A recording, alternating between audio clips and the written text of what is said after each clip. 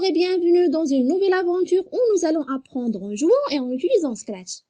Voici la première d'une série de 5 vidéos dans laquelle tu pourras apprendre à utiliser Scratch. C'est une application gratuite destinée aux jeunes enfants.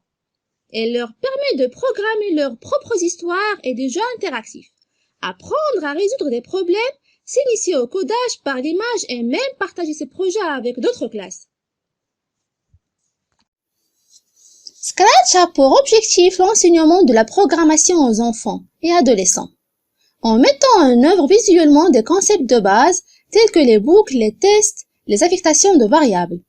Il est dynamique tant qu'il permet de modifier le code du programme en cours d'exécution.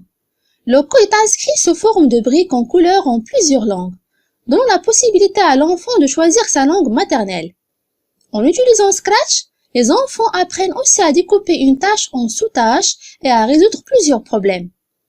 Au-delà de cet objectif principal et initial, Scratch permet de développer des applications qui peuvent avoir elles-mêmes des objectifs pédagogiques et être utilisées dans des environnements pédagogiques. Les jeunes ont une facilité d'interaction avec les nouvelles technologies, mais pas vraiment de facilité de création.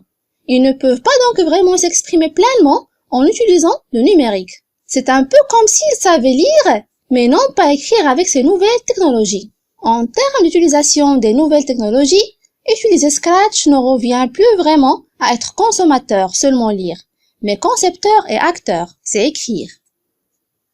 Pendant que les élèves travaillent sur leurs projets dans Scratch, ils en apprennent également beaucoup sur le processus de la conception. Typiquement, le projet d'un élève commence par une idée. Il crée un prototype fonctionnel, un modèle.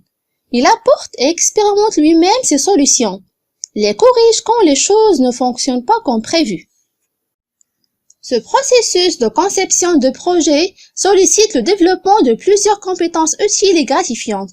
Pensée créative, communication claire, bonne analyse systématique, collaboration efficace, apprentissage continu et ainsi de suite.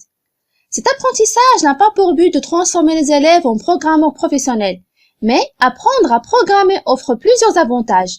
Il permet aux élèves de s'exprimer de façon pleinement créative, les aide à se développer en tant que penseurs logiques et les aide à mieux comprendre la logique de fonctionnement des nouvelles technologies qu'ils rencontrent quotidiennement dans leur vie. Pour qu'on commence notre aventure, téléchargez l'application et on se retrouve la semaine prochaine avec notre deuxième vidéo. Au revoir!